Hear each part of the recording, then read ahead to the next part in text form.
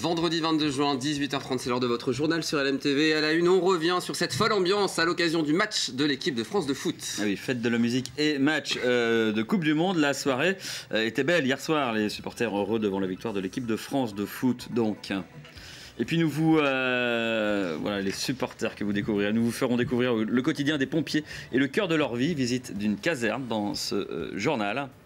Le département, par ailleurs, a débloqué 1 million d'euros pour la remise en état des routes en Sarthe, détériorées suite aux inondations il y a une quinzaine de jours. Et comme vous le disiez, Mickaël, 1 million d'euros pour réparer les routes du département. À situation exceptionnelle, subvention exceptionnelle. Le conseil départemental a voté ce vendredi le déblocage de la somme. Ce million d'euros servira à réparer les routes et les ouvrages d'art endommagés par les inondations qui ont touché la Sarthe il y a près de 15 jours. Des orages violents, des pluies diluviennes avaient causé les inondations de communes comme Souligné-sous-Ballon ou encore Bonnet-Table. Je vous propose d'écouter Dominique Leménaire, le président du conseil départemental de la Sarthe. Nous avons dû faire face à un certain nombre de désordres qui sont apparus sur les routes et sur les ouvrages, c'est-à-dire les ponts. Il y a un certain nombre de conséquences qui sont très coûteuses et donc nous avons chiffré ces dépenses supplémentaires à 1 million d'euros. Et donc nous sommes contraints de fixer cette somme à l'occasion de cette séance qui s'ajoute aux 150 000 euros que nous avions décidé également de débloquer pour venir en secours aux communes qui ont été touchées et qui feront l'objet d'un classement en catastrophe naturelle. Voilà, notez qu'il y a 70 communes en Sarthe qui ont fait cette demande de classement d'état de catastrophe naturelle, de reconnaissance de l'état de catastrophe naturelle. Pardon. Et tempête à l'hôpital psychiatrique d'Allonne, le directeur vient d'être limogé. Vincent Thomas, le patron de l'établissement public de santé mentale d'Allonne, était engagé depuis 1 an dans un bras de fer avec l'agence régionale de santé et l'État. Il refusait que son établissement intègre le groupement hospitalier territorial au motif qu'il aurait perdu son indépendance. La crise était montée d'un cran quand l'ARS, en réaction, avait suspendu le paiement des médicaments à l'hôpital psychiatrique. Plusieurs conflits sociaux avaient par ailleurs émaillé cette année des salariés dénonçant leurs conditions de travail et avec toujours en ligne de mire l'ARS. Gilles Leproust, maire d'Allonne, avait soutenu le directeur dans son combat. Il se dit aujourd'hui déçu et choqué. Je vous propose de l'écouter au micro de Mathias Hubert. Apparemment, la manière de gouverner dans ce pays, c'est lorsqu'on ne s'aligne pas le doigt sur la couture, lorsqu'on veut faire des propositions alternatives, bien on est renvoyé à ces études et là sur un libégeage. Ouais. Donc oui, effectivement, moi je considère que c'est vraiment une gravité démocratique parce que c'est fuir le débat, alors qu'aujourd'hui, plus que jamais, on a besoin de débattre, d'échanger, de confronter pour trouver des réponses dans l'intérêt des usagers. Parce que ce qui a animé, ce qui anime le directeur, mais comme l'ensemble du conseil de surveillance, c'est la volonté de maintenir une présence psychiatrique de haut niveau, autonome, dans notre département. L'entrepôt de la marque de vêtements masculins situé au Mans sera délocalisé dans le nord de la France. Selon les syndicats, les salariés se mettront en grève lundi pour protester contre cette fermeture. En 2013 déjà, le siège de Brice avait été délocalisé vers Roubaix. Une soixantaine de salariés travaillent dans cet entrepôt. Le groupe Happy Chic, propriétaire de Brice, mais aussi des marques Jules et Bisbee, est en pleine période donc de restructuration. Mickaël, il est temps de revenir sur la belle fête vécue par les supporters de l'équipe de France de foot. Et partout en Sarthe, où des écrans retransmettaient la rencontre, les fans étaient présents hier soir. Entre bonne humeur, tension et délivrance devant la qualification pour les 8e de finale de l'équipe de France, Lissa da Silva et Colin Ancel ont suivi pour nous cette folle soirée des supporters dans un bar du Mans. Les rues du Mans ont vibré pour l'équipe de France hier soir. Les bars qui diffusaient le match ont fait le plein. On est avec les copains et puis il y a de la bière. Alors forcément ça change la donne. Bleu, blanc, rouge. Ici, la couleur s'affiche sur les murs. Des plus jeunes jusqu'aux plus anciens. Donc ce qui est intéressant, c'est qu'effectivement, encore une fois, le football réunit tout le monde. Et la preuve même, au deuxième match, on remplit complètement le bar. Donc c'est super, de la bonne humeur. Et l'ambiance, elle est tellement dingue que on a dit tous les matchs de l'équipe de France se feront automatiquement au Muni. La promesse d'une grosse ambiance. Encore faut-il que le jeu soit à la hauteur. Le regard fixé sur les moindres faits et gestes de l'équipe de France, les supporters espèrent. On s'est fait rentrer dedans au tout début. Là, on reprend un peu, mais on n'a pas d'action franche. À voir.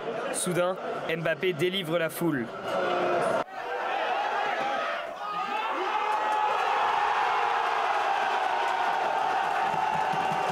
1-0 à la pause, les supporters sont satisfaits de la première période. Kylian Mbappé, toujours là, toujours présent, ça fait plaisir. Et en défense aussi, ça tient bon. Hugo, il est là derrière, donc que du bonheur à voir.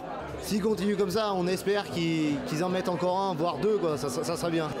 La folie les gagnerait presque. 3-0 pour la France, but de Giroud et Thauvin. Et but de Giroud, oui. Résultat final 1-0, les fans sont heureux. C'était un beau petit match, mais bon, on aurait pu en mettre plus que ça, mais content pour la qualification. La victoire qualifie la France pour les 8e de finale. Les Barres continueront de s'enflammer avec les Bleus. Et réalisons un rêve d'enfant maintenant, Mickaël. Eh oui, le camion rouge, le casque, la grande échelle, ça vous parle. Direction le centre de secours Le Mans Sud pour une visite ouverte au public. C'est le département qui propose ces visites de lieux en général fermés. C'est parti pour une plongée donc dans la vie quotidienne des pompiers, parfois même assez loin des préjugés. Gagne Moisson. Un vrai départ en intervention. Le public venu découvrir le quotidien des pompiers n'en espérait pas tant. Une après-midi pour découvrir les installations de la caserne opérationnelle depuis 2016, mais aussi et surtout se glisser dans la peau des soldats du feu. Et cela commence par la tenue. Juste l'aérie, c'est 13 kilos. On part du principe où un pompier tout équipé, donc tenue de feu, l'aérie, plus le matériel qu'il prend pour aller au feu, ça représente 35 kilos supplémentaires à porter. Regarde, je vais te mettre le pare-flamme. Regarde, là c'est quand il est... Là c'est le pare-flamme. Voilà. Bah, je trouve que ça fait un peu peur. Ils arrêtent les incendies et tout ça et je voulais savoir un peu plus. Pour s'entraîner, les 58 pompiers professionnels de la caserne disposent de cette maison à feu. Ils s'entraînent selon des scénarios prédéfinis. Alors on peut mettre de la fumée, on peut mettre des victimes, on peut lui mettre du feu ou pas, peu importe ce qu'on veut voir. Et crescendo, on monte en exigence. Ça devient indispensable pour que les gens puissent toucher un peu plus la chaleur et puis la technique finalement que sur quelque chose qui n'existe pas. On a besoin de mettre des mises en situation professionnelles qui collent le plus possible à la réalité. La caserne reçoit régulièrement des visites de scolaires, mais d'adultes comme aujourd'hui, c'est une première. L'occasion de montrer le vrai métier de pompier, différent de celui que l'on imagine. On a tendance à croire que les pompiers ils éteignent majoritairement des incendies, mais les statistiques sont formelles, les incendies c'est entre 7 et 8% de notre activité. Aujourd'hui, le cœur du métier de pompier, c'est avant tout le secours et l'assistance aux personnes. Qui représente entre 75 et 80% de notre activité. Pour info, on fait 4800 interventions à Le Mans Sud. L'ambulance, à elle seule, en fait 3500. Un des buts avoués de l'opération, c'est aussi de créer des vocations. Si sur Le Mans, il n'y a pas de poste à pourvoir, le recrutement de pompiers volontaires dans le département n'est pas simple. C'est une problématique nationale.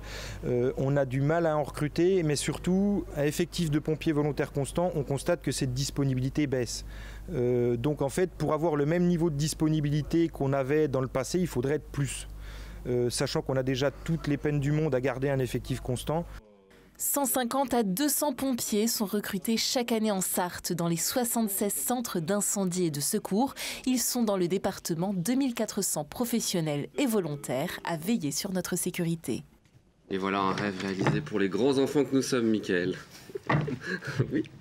On ne se quitte pas, dans un instant la météo présentée par Maxime Olbert et puis on se retrouve pour le Face à la Rédac avec notre invitée Marie-Josée Delvincourt. On parlera du rendez-vous musical estival. À tout de suite. 18h15 cette semaine avec l'entreprise Malherbe qui vous accompagne au Mans depuis 1905.